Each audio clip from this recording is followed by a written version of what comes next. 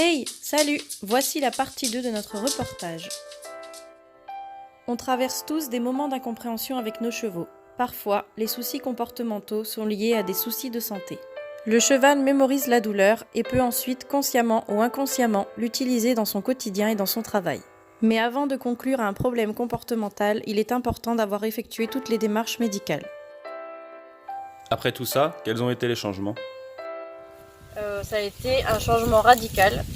Alors déjà, on a pu recommencer à travailler sur des petites séances. Il a fallu adapter les moments de travail pour éviter les facteurs allergènes. Les jours ou alors dans la journée où il faisait pas chaud, où il n'y avait pas de plein soleil, où ça faisait pas de la poussière de tous les côtés.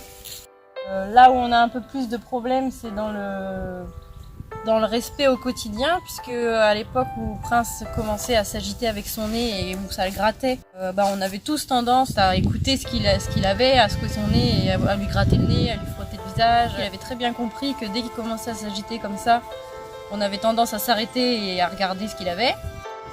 Donc maintenant il en joue un petit peu et c'est devenu un peu une mauvaise manie, puisque quand on marche, quand on lui demande quelque chose, il va tout de suite tourner la tête pour essayer de se frotter. Sauf que si on réagit pas, plus il essaie de se frotter, plus il se frotte fort, et puis ça devient brusque quoi. Et parfois il y a même des jours où il faut faire 50 mètres pour aller au pré, où c'est une catastrophe, parce que il va s'agiter, il va s'énerver, il va se dépêcher de courir, parfois même il va se cabrer. Des moments vraiment très compliqués à pied. Changer les habitudes. Peux-tu me parler de ce que tu as mis en place? Déjà, on a fait beaucoup de changements dans le quotidien et dans le travail. Nous allons aborder maintenant les changements que nous avons faits au quotidien. La première, c'est qu'il n'est plus en pension. Pour le moment, il reste à la maison. Pour des raisons personnelles, j'ai dû ramener Prince à la maison, mais c'est plutôt bien au vu de la situation.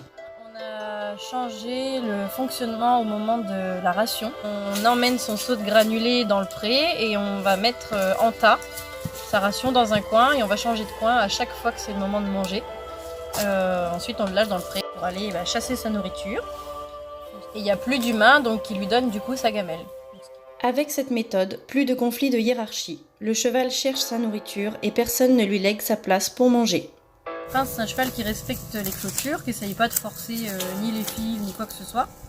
Donc on n'avait pas mis forcément de clôture électrique et on avait fermé le paddock avec des grosses cordes et des mousquetons. Jusque là ça allait, et quand Prince a commencé à essayer de montrer un petit peu sa crise d'adolescence, il venait régulièrement taper avec son nez les mousquetons de la barrière pour nous faire signe qu'il était à la grille et puis qu'il voulait quelque chose. Donc nous, comme on l'avait à la maison, on avait tendance à aller voir à chaque fois qu'il faisait ça. Donc il avait pris le pli en gros de nous sonner la cloche quand il avait besoin de quelque chose. On a mis entre ces deux cordelettes des petits fils électriques. La fois d'après, quand il s'est présenté à la corde pour toucher les mousquetons, il a collé son nez sur les fils électriques et il s'est passé ce qui s'est passé avec une clôture électrique.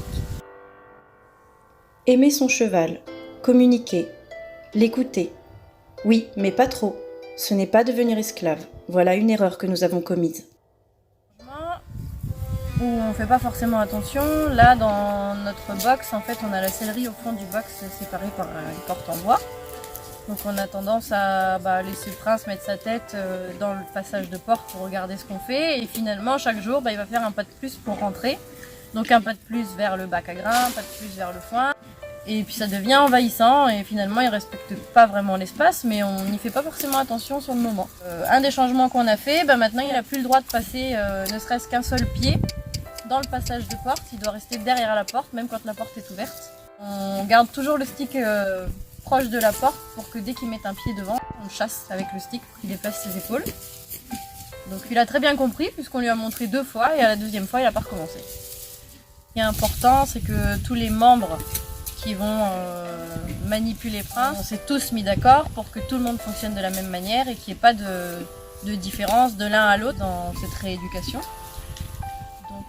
Il y a parfois des choses que l'on trouve mignonnes ou amusantes à nos yeux, qui ne sont pas du tout interprétées de la même manière aux yeux du cheval. N'oublions pas que dans la hiérarchie, c'est le leader qui décide, et lorsque ça ne lui convient pas, il n'hésite pas à chasser tout le monde. Il a fallu être franc dans la demande et il n'y a pas eu de deuxième chance cette fois-ci. On a fait aussi des changements au niveau des moments de préparation, donc que ce soit le pansage, la douche, toutes ces choses-là. Donc quand il est attaché, généralement, il s'agace avec la longe, il tire dessus, il gigote dans tous les sens, il se tourne à droite, à gauche. Donc je prépare Prince maintenant dans le box. Il n'est pas attaché, il n'a pas de licol, donc il est totalement en liberté. Il est totalement immobile du début jusqu'à la fin. Qu'on lui mette la selle, la sangle ou le filet, il bouge pas. Et je mets de la musique de relaxation pendant tout le pansage, pendant la préparation, la selle, la sangle, enfin tout ce qui va dans la préparation, le temps que moi je me prépare aussi. Un coach m'a dit un jour qu'on parle beaucoup trop à nos chevaux et que ça les parasite. Alors j'ai décidé de changer. À partir du moment où je rentre dans le box avec cette musique de relaxation et où la préparation commence, je ne lui parle pas. Et même pendant les séances de travail, je lui parle beaucoup moins. Je vais plutôt agir avec mon corps qu'avec ma voix. Et généralement, on part même les 15 premières minutes avec la musique toujours allumée. Ce temps de relaxation et de silence permet de désamorcer les moments de conflit qui font monter parfois la pression. Pas d'agitation, pas d'énervement et pas d'expression parasite. Quand il a tendance à refuser quelque chose qu'on lui demande, que ce soit au travail ou même dans le pré ou pendant le pansage ou quoi que ce soit, il va tout de suite détourner sa tête pour regarder derrière, pour dire en gros tu me saoules quoi, j'ai pas envie de t'écouter, je m'en fous de ce que tu me demandes. En fait, dès qu'il commence à esquisser un mouvement de tête derrière, je lui fais un appel de langue et je regarde ses postérieurs pour l'obliger à tourner la tête de l'autre côté, pour lui dire « Eh oh, je te parle ». C'est une période très difficile, car elle remet beaucoup de choses en question. Il y a eu la santé, mais il y a eu aussi des erreurs de commises. Et oui, car Prince n'est pas le seul fautif dans cette situation. Il rencontre des ennuis de santé et il a juste été assez intelligent pour savoir s'en servir. Mais parfois, c'est bien réel. Ça le gratte et il ne se contrôle plus. Et moi, je n'ai pas su réagir assez tôt. Il aurait fallu que je saisisse cet instant exact entre la douleur et le moment où il a compris que ça allait lui servir à quelque chose. Mais avec des si, on referait le monde.